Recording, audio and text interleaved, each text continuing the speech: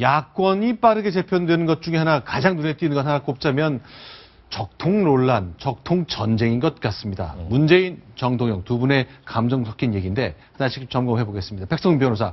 자, 정동영 전 대선 후보가 글을 썼는데 굉장히 눈에 띄네요. 자, 하나씩 저희가 좀 점검을 해드리겠습니다. 자, 무언가를 다짐했는데 이렇게 얘기했군요. 그러니까 지금 네. 보시면 아시겠지만 더민주의 김종인 그 대표가 영입이 되고 나서부터 네. 그 안보와 관련해서 굉장히 우클릭 행보를 많이 보이고 있잖아요. 그리고 뭐 오늘 또 뭐 김현종 통상분석본부장 한미 FTA 주역도 네. 들어오시고, 그러니까 말 그대로 지금 보수화하고 있는데 그 뭐 네. 총선 전략이건 어떻건 간에 네. 지금 야당의 어찌 보면은 정체성이 혼란을 겪고 있다라는 게 이제 네. 정동영 전 의원의 얘기인데요. 네. 그러니까 지금 무언가 보수화된 흐름에서 뭔가 야권의 적통을 잡고 중심을 잡을 수 있는 사람은 나밖에 없다. 그래서 내가 국민의당으로 갔으니 네. 그러니까 지금 현재 야권의 적통은 국민의당 쪽이다라는 취지의 얘기를 하시는 게 네. 아닌가 싶은데요. 문재인 전 대표가 그런 말씀하셨잖아요. 정동영 전 의원이 이제 국민의당 입당을 했으니까 야권의 적통이 누군지 명백해졌다 이런 얘기를 하셨는데 네. 그에 대응해서 저런 얘기를 하신 것 같습니다. 이렇게 얘기했군요. 자, 국민의당, 내가 왜 안철수 신당, 국민의당을 선택했느냐. 지지율 하락하고 있지 않느냐. 근데 그게 너무 안철수 의원 정당이 보수화하고 있다. 그래서 내가 왼쪽 날개를 달아주고 싶다고 얘기했군요. 그러니까 지금 네. 그러니까 적의 지지율 하락의 원인인지는 정확하게 잘 모르겠습니다만 네. 보수화 흐름이라는 게 그러니까 국민의당이라는 데가 이제 창당이 되고 나서 거기에서는 뭔가 그 중도적인 입장을 취하려고 했었는데 네. 지금 사실 굉장히 지금 안보 쪽과 관련해서는 왔다 갔다 해서 일각에서는 얘기가 경제는 진보, 안보는 호남이다 뭐 이런 얘기까지 하고 있는 상황이거든요. 네. 그러니까 그 저 진단이 명확한지는 모르겠습니다만 이제 정동영 전 의원 입장에서는 뭔가 국민의당이 야당다운 야당, 그러니까 야당의 정체성을 확립할 때 내가 네. 꼭 필요하다라는 취지의 그런 얘기를 하신 것 같습니다. 자, 그런데 최영일 네. 평론가께 문재인 대표는 며칠 전에 글 쓸 때 지난주 금요일이었던 것 같은데 이렇게 얘기했잖아요.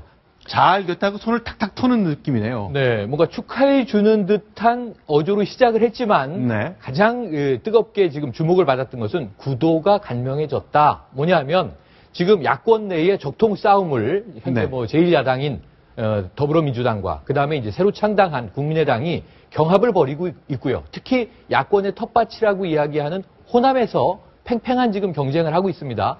그런데 정동영 전 의원을 네. 더민주도 데리고 오려고 했었잖아요.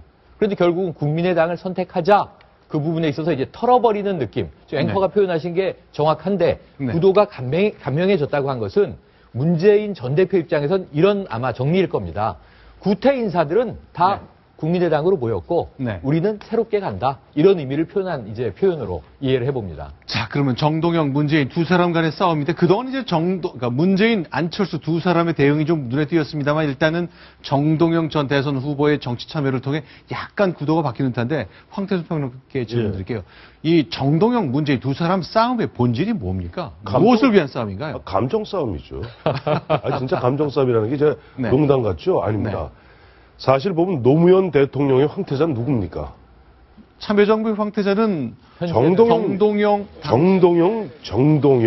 당시 장관이 참여정부의 황태자입니다. 네. 기억하시겠습니다마는 노무현 대통령 후보가 당시에 정몽준 후보 앞에서 그랬죠. 정몽준 의원 앞에서 우리 당에는 정동영 같은 사람도 있습니다고 얘기했고 대통령 선거 하루 전날. 전날이죠. 실제 보면은 당의장으로 장관으로 승승장구했던 것은 정동영 전 장관이죠. 그러나 실제 정동영 전 장관 나중에 열린 우리당 나중에 이제 무너질 때 보면은 사실은 노무현 대통령이 흩어지잖아요. 네.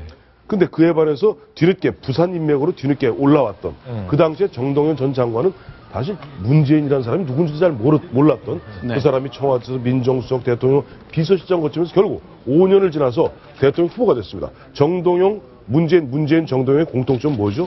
두 분 다 대통령 후보였어요. 네. 그러니까 어쨌든 이 두 분은 자연스럽게 보면은 다음 대선을 놓고는 경쟁적 관계에 설 수밖에 없습니다. 네. 그런 상태에서 지금 노무현 대통령 놓고 또 보면 김대중 대통령, 노무현 대통령 두 분이 계시는데 최소한 이런 부분에서 굉장히 얽히고 설키는 가운데 그러면 과연 적통이 누구냐?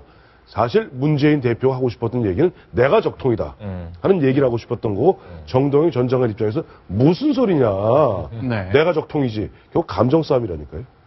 아니 그 뒤에 네. 그 아까 그 트위터 글을 보면요. 네네. 뒤에 적통이 누구인지는 분명해졌다라고 적시를 하고 있어요. 네네. 그러니까 이 문재인 전 대표의 경우에는 자 이제 정동영 이 전 장관이 국민의당에 합류했고 네. 다 정리가 되었다.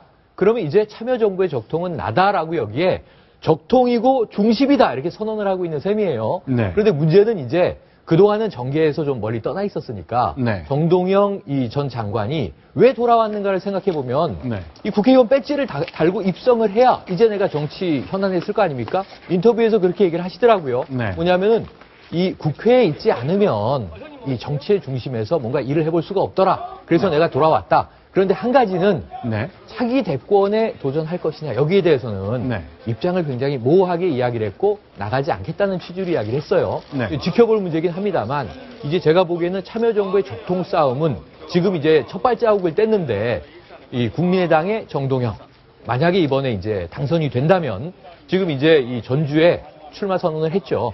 그다음에 이제 문재인 대표는 출마가 어떻게 될지 모르지만 차기 대권 주자로 명백히 입지를 굳히고 있는 상황에서 아마 대권 레이스, 야권 내에서는 안철수 대표와 함께 3파전, 4파전에 뛰어들지 않겠는가 네. 예측을 해봅니다.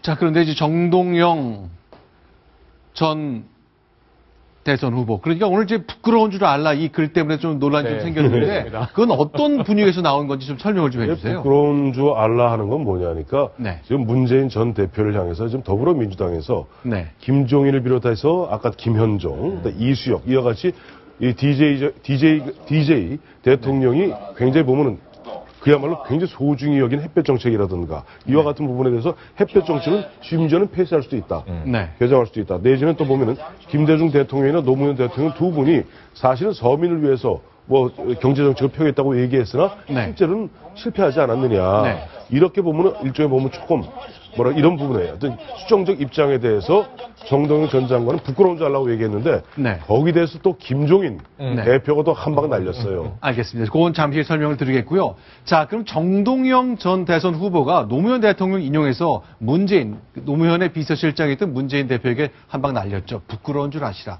어떤 상황에서 나왔던 말이길래 그랬을까? 그 장면, 노무현 대통령 얘기를 잠깐 돌아가 보겠습니다.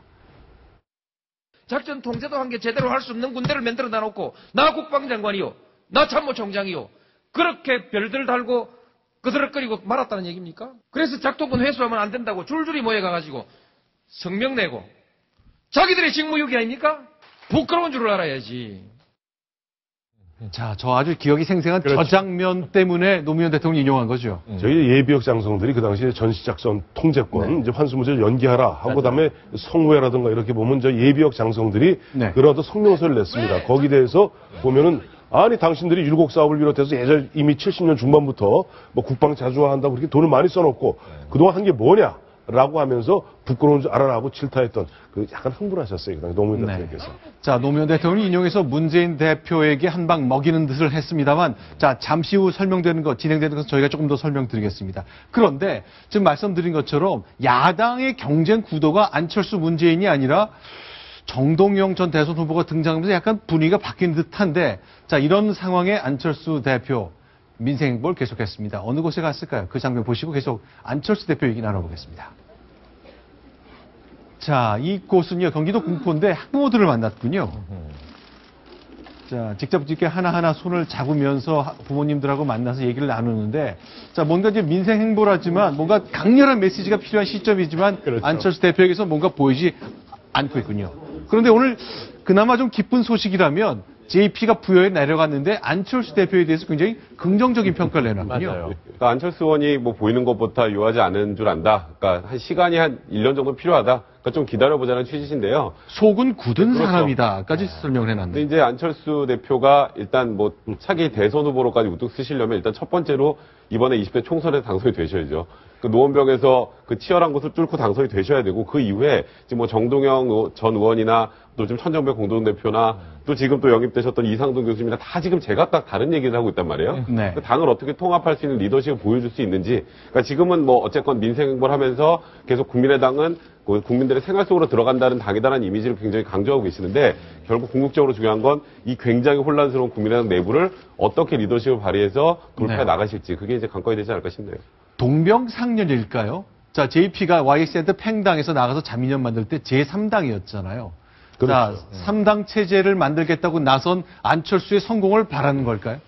아니, 바라는 것 같지는 않고요. 그러니까 JP는 네. 사실은 충청도라는 막강한 그런 지역적 기반이 있었습니다. 그런 가운데 TK, 당시 YS한테 팽당했던 TK들과 손잡고 50석을 만들어냈죠. 네. 그런데 지금 사실 안철수 전 대표, 안철수 의원은 그런 지역적 기반은 없거든요. 네. 다만 JP는 그러나 덕담 수준으로 한 거예요. 네. 아까 우리 백성 변호사 말씀하셨습니다만은 당장 내일 앞으로 52일 후면 총선인데 네. 그 총선에서 살아남아야지 향후 1년이 있던 대선이 있던 있을 거 아닙니까? 네. 그러나 그 JP는 그래도 우리 사회, 우리 국가에 원로다 보니까 덕담 수준으로 속이 굳은 사람이니까 잘 버텨갖고 그러니까 한 1년 기다려보자. 훈수 정치로는 네. 이게 품평을 해주면서 덕담을 하신 게 맞는데 네. 저는 이제 황 의원님과 조금 다르게 동병상련도 있다. 네. 왜냐하면 더불어민주당이 지금 국민의당을 공격함에 있어서는 호남 자민련이 되려고 하느냐 이런 얘기를 하거든요. 네. 여기 자민련이 또 인용이 됩니다. 네. 그러니까 이 JP의 자민련은 충청을 기반으로 한 이제 지역 정당이었지만 지금 이 국민의당이 안철수 대표가 처음에 100석 이상 목표로 한다. 마지노가 100석이다. 했던 것에서 지금은 네. 실제로 총선에서 40석 정도로 목표로 보고 있거든요. 네. 그렇다면 결국은 호남 중심으로 이 의석들이 만약 박지원 의원까지 무소속에서 네. 국민의당으로 합류하고 정동영 전 장관이 이번에 이 전북에서 배지 하나를 추가하는데 성공한다면 이 모양새가 여차하면 호남 자민련이 될 수도 있어요. JP가 그것까지 내다보는 게 아닌가 싶습니다. 자, JP가 남긴 얘기가 여기까지 좀 이어졌군요.